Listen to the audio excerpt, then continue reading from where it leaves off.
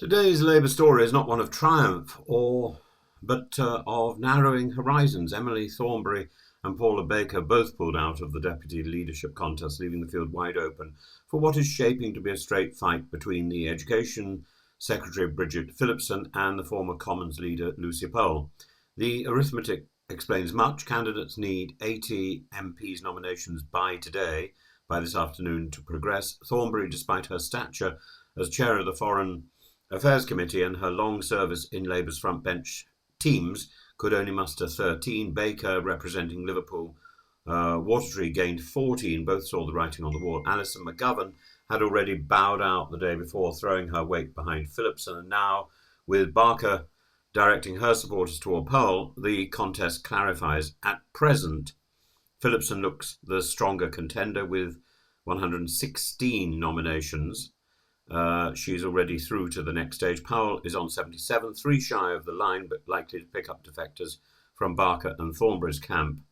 Belle Ribeiro-Addy, meanwhile, sits on 15 and admits she is unlikely to proceed. Unless something extraordinary happens, the race will narrow to Phillipson versus Powell. And what's at stake here? On the surface, the deputy leadership doesn't carry executive power. David Lammy is already deputy prime minister, but the deputy leader of the party remains an important voice, an outlet for criticism of the leadership, a figure who must simultaneously hold the party together while reflecting its diverse strands. Angela Rayner embodied that paradox until her resignation over tax irregularity.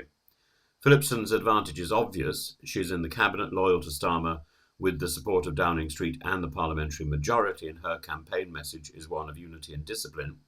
It's time to unite our party and smash reform, but her position as a minister may actually count against her, with grassroots members who often look for a deputy who can speak truth to power rather than act as an echo chamber.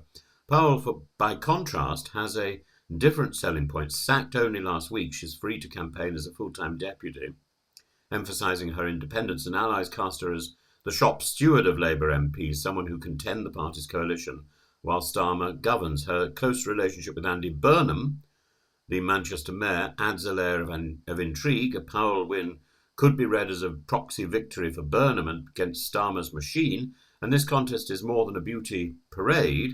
It risks overshadowing Labour's annual conference later this month, distracting from Starmer's legislative programme and reopening divisions the leadership would rather have buried. For some MPs, the deputy race is becoming a referendum on Starmer himself. There's also the wider symbolism. Many senior voices want the deputy leader to be a woman from outside London, a counterbalance to the London-centric male-dominated leadership. Phillipson from the northeast fits that bill. Powell, representing Manchester, does too. Thornberry, rooted in Islington, never stood much chance against that demand for geography and optics. For Barker and Ribeiro-Addy, the deeper issue is the space for dissent. Both criticising Labour's handling of the Gaza war, both wanted a deputy who could push against the government, but the rules of the contest, the high threshold of 80 MPs, have effectively squeezed out left-wing voices. Ribeiro-Addy herself has warned that this is anti-democratic and risks alienating members who want a broader debate. So, what should we expect? A two-horse race? Phillipson, the loyal minister with the machine behind her. Powell, the recently sacked outsider, positioning herself as an independent friend of the party. Voting begins on the 8th of October, closes on the 23rd of October, and the winner will be announced on the 25th of October. Whoever emerges will not be Deputy Prime Minister, but will hold a powerful symbolic role in shaping Labour's internal culture. One final thought. Being Deputy Leader of Labour is, as one former holder put it, a ghastly job. You're expected to absorb discontent, rally the troops, keep the members inspired, and sometimes act as the lightning rod for criticism of the leader. Angela Rayner's fall shows how quickly the role can turn from opportunity into liability.